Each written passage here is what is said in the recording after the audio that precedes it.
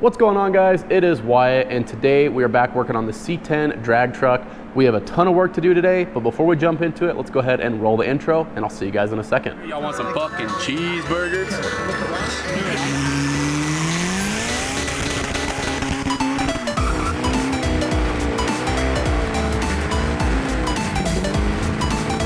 Friendly hill with redneck. Hi.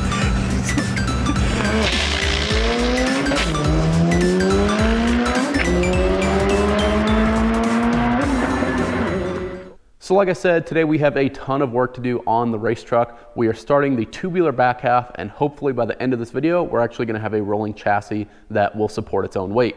If you guys are curious what a tubular back half is, it's pretty much where you just cut your truck in half, throw away the back frame rail section, and start from scratch for no damn reason. And it just sounded like a great idea, so I decided to do it. But on a real note, there are some advantages to doing something like this. The main thing is weight reduction, and also it is a lot easier to tie in our 4-link brackets into a tubular back half section than trying to integrate them onto the factory frame rails. So it's kind of confusing. I'm gonna jump over to the computer real quick and show you guys a 3D model of kind of what we're gonna be doing. Hopefully it'll give you a better understanding of what we're gonna be doing in this video. So let's go ahead and check that out right now. All right, guys, so real quick, this is the 3D model I was just talking to you about. The program I'm using is called Blender. It's free to download, and it's kind of a 3D modeling software. Don't expect to pick this stuff up overnight. It actually takes quite a bit of getting used to and learning how to use it to design something like this. But yeah, it's a simple 3D editing software. So as you can see, if you go in here, you can edit every one of these vertices and edges and faces and whatnot to design whatever you want. So really cool software, and it allows you to kind of visualize what you're doing before you actually do it in the real world, which is very handy for something like on the back half of this truck. So what we're going to do real quick is go ahead and hide the bedsides and take a quick look at the back half plans for the truck. Now, this is not set in stone yet exactly how it's going to look, but it is fairly close. Mostly the lower part down here, let me see here, the back half, this section is what we're actually going to get built today, and it comes out pretty identical to what you're seeing here. So we're going to be building some frame rails, putting some gussets in them, and then building these uprights back here, and it should come out pretty good. What we're going to do then is mount 2 spreader bars in here that our front 4-link brackets are going to mount to, and that's pretty much all there is to it. Super simple and straightforward. As far as the down bars, like these guys that come down from the cage and whatnot, that is still where I'm up in the air about. I'm not sure if that's exactly how these are going to end up or not, but it's, like I said, really nice to be able to kind of visualize it before you actually do it, and that's what is so great about being able to 3D model. So yeah, this is just a quick look at what we're going to be doing today. So let's go ahead and jump back into the video and get this thing built. So I hope you guys enjoyed seeing that little bit of 3D modeling and kind of a short explanation of how we're going to be doing this project. With that being said, I have already started on the tubular back half, and I did not film it. So I'm going to give you guys a quick run around and show you what we've done so far. As you can see, we have kind of our main frame rails mocked up here. On the frame itself, what we ended up doing was we just went ahead, cut the frame here. I welded on some plates. These are 3/16, a little bit thicker. They're like 0.2 thou of an inch thick plates. And I just welded the one on the front here, and then also welded a second one on back here, and then went ahead and ran the pipes through both of those plates. And then we're also going to be boxing it in. This is for structure, but it's also required to do our 25.6 cert cage. Along with all the work on the factory frame rails, we've also gone ahead and started on the tubular frame rails. Right now, I just have all of this tacked together for getting everything into position. I'm waiting on a couple more parts to show up today for the 4-link before we can start building the actual back half of this piece and getting everything mounted to these. But this morning, we need to get caught up on this other side. As you can see, we need to build our 2 gusset pieces in here, and I also have this other bar that we can tack in here just to get everything kind of lined up and in place. And hopefully by the time we get that done, the parts for our 4-link brackets will show up, and then we can start getting these brackets welded onto the rear axle and get the rear axle pulled up here and kind of start mocking everything up. So a lot to do today. Like I said, let's go ahead and jump into a time lapse real quick, get this other side frame rail to the same point that the passenger side one is, and I guess we'll go from there.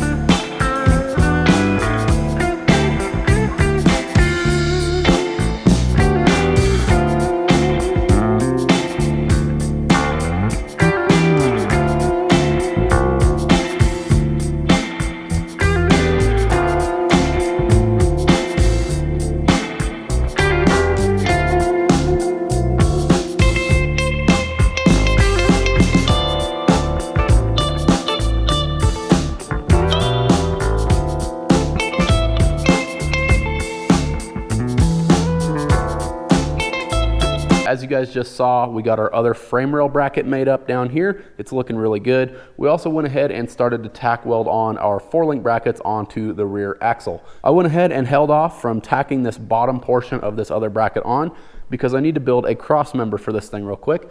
So what we're gonna do is have a 1 5/8" chromoly bar, just like everything else is made out of, go between this bracket and the lower portion of this bracket. Now the reason we're doing that is to just add a bunch of side-to-side support to these brackets. Another thing is I need a place that is really solid to mount my wishbone setup. If you guys aren't familiar with what a wishbone setup is, it's pretty much the equivalent of like a panhard bar. What it's gonna do is keep the differential centered, because right now with just the 4-link brackets, that differential can like slide side to side and it has nothing to hold it in the center. So that is what the wishbone will do. We'll touch on that more a little bit later, but let's go ahead and get this bar bent up. Like I said, I need to put a couple of quick bends in it. So I pulled out my Pro Tools tubing bender, and we'll see how badly we can mess this thing up. So it took a lot longer than I'd like to admit, but I did get the lower little crossover tube done here. I don't know if I mentioned it earlier, but this tube is to mainly keep the 4-link brackets centered and not allow them to shift side to side. And it's also gonna serve as the mount for our wishbone setup. So it's pretty much done. I do want to add 2 little gussets later, just some other 1 5/8" bars right here to here, and same way on this side, just as extra support so this thing can't move at all. I also went ahead and got the other lower 4-link bracket tacked on here, and then I went ahead and reassembled everything with our 4-link bars and front brackets just to get everything mocked up and kind of get a rough measurement so that we can start building our little back half hoop deal here. So that's what I got set up over here in the bandsaw. If I did my math correct, I need to cut these things at 82 inches because I need 15 inches down low. I take up 10 inches in my bend, and then it'll be 76 inches long. But with this bend, it actually kicks the bar out 6 inches.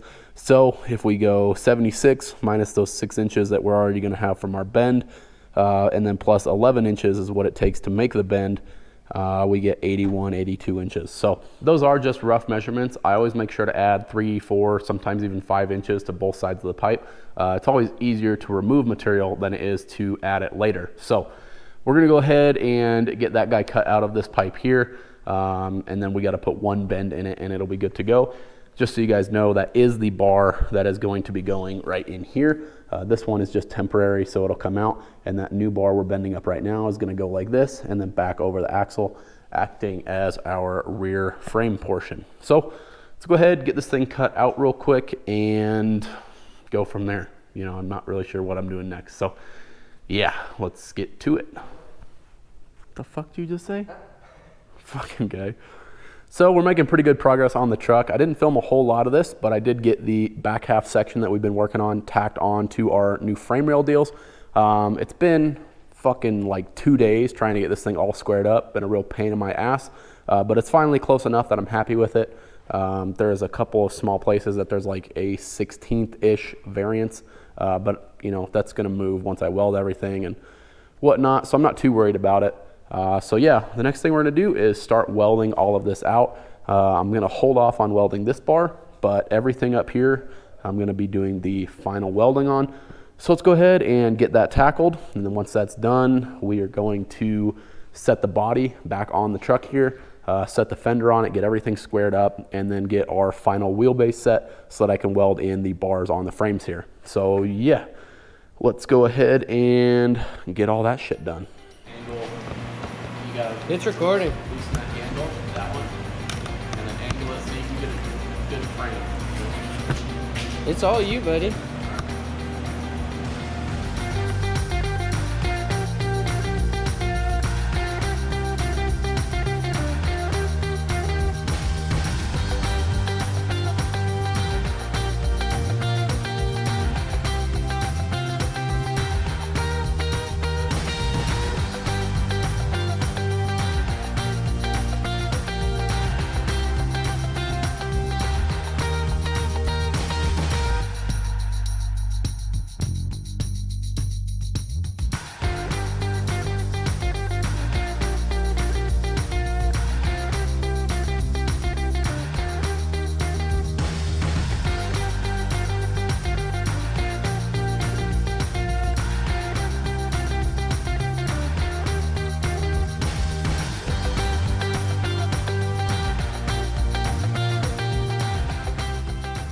So we finally got the back half of the chassis all welded up.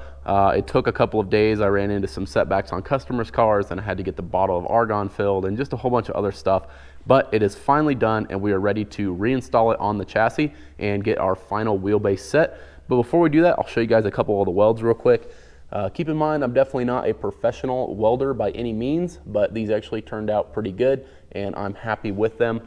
I really don't think they're gonna go anywhere or give us any problems. So that being said, let's go ahead and get the cab set on the chassis here. I need to set the cab on this guy and get the fenders on it so that I can get my wheelbase. The factory wheelbase on this truck with the single cab long bed deal for the 70 would have been 127 inches, but I'm not quite sure I really liked where the wheels sat inside the fender wells on the factory truck. So I'm gonna alter the wheelbase just a tiny bit, maybe an inch or so, to get the tires kind of lined up in the wheel wells where I want them. And that's why I'm just going off of the look and kind of what I like rather than setting it to 127 inches like the factory would have been. So with that being said, we need to get the cab set on here. We need to put the front fenders on it and get those things kind of lined up exactly where we want them. And then I'm gonna have to hold the bedside up next to the cab, get it kind of lined up where I want it, and then get the axle set in here exactly where I want it as well. So once that's all done, we'll have the back half in here. I left the legs on the tubular back half plenty long, so what we're gonna be able to do is take this and slide it into our pre-existing frame rails. Now, if you guys remember from earlier in the video, we did put a back plate and a front plate on this guy. So what we're gonna be able to do is slide the tubular back half up in there, and then we can, you know, slide it in and out to adjust our final wheelbase. So that's gonna make it really easy to get that set up. So let's go ahead and get the cab set on this thing first. Go ahead and install the back half and then start measuring a bunch of stuff to get our wheelbase set. And if all goes well and I can get everything squared up, there's no reason I shouldn't be able to tack and fully weld the tubular back half to the frame. And then we will have a fairly-ish completed chassis. Obviously, there's a ton left to do on it, but the majority, the big portion of it will be done and we can start building from there, which I am really excited for. So yeah, let's go ahead, get that done real quick and see what else we can get done today.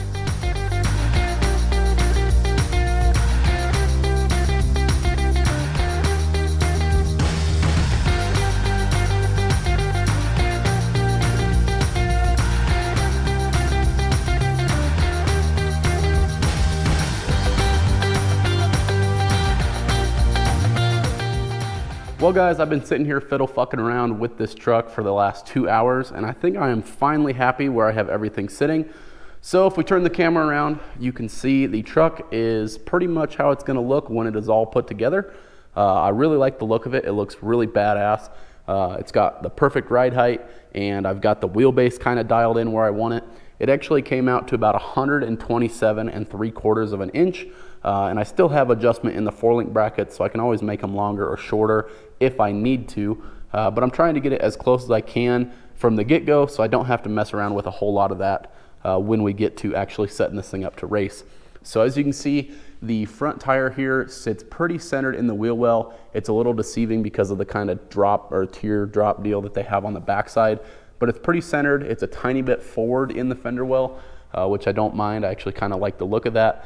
And then this wheel back here is pretty much centered. And like I said, I have a little bit of adjustment left in the 4-link brackets. So if I need to scoot it backwards or forwards or whatever, I can do that. But I also have been playing around with the 4-link brackets themselves and the bars. I've been trying to get this thing set up to where I have the most amount of adjustment in my bars. So right now with it set up as it is, I can move either the top or bottom to any position on the 4-link brackets, and there's enough travel in the heim joints that it's not going to bind up, be too short, or we're not going to run out of threads when we extend it. So with all that out of the way, I've gone ahead and pulled some measurements from the front of the suspension back here to make sure everything was squared and just to give me a reference of where I need to put this thing back into.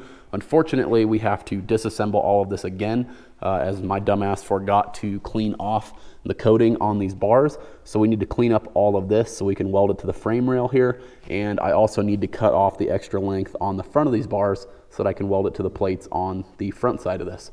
So we're gonna go ahead and get the axle pulled out from underneath it, get the bed side out of here and pull this guy back out, get it all cleaned up and shortened, and then we're gonna go ahead and get it welded onto the frame. And that is all going to be in the next video. Unfortunately, I've just ran out of time to work on this thing as customer work is really starting to pick up. It is almost spring here in Colorado and the weather is getting quite nice, and everybody wants to get their truck ready for the summer months. So in the last 2 days, I have booked out 2.5 weeks solid worth of work. And unfortunately, that means the race truck has to be put on hold. As the race truck doesn't pay the bills, it's just really good at wasting my money. So with that being said, I still have a ton more content planned for the race truck. In the next video, we're going to be finishing up the tubular back half deal, and we're gonna start doing a bunch of bracing and incorporating the back half into the cage work. We're also gonna be starting on the cage work and a ton of modifications for the cab. So I've gone ahead and decided that I'm pretty much just gonna cut out the entire firewall and floor pan and start from scratch. It's a lot easier to just sheet metal things in after the fact than trying to work around them and make them work for what you want to do.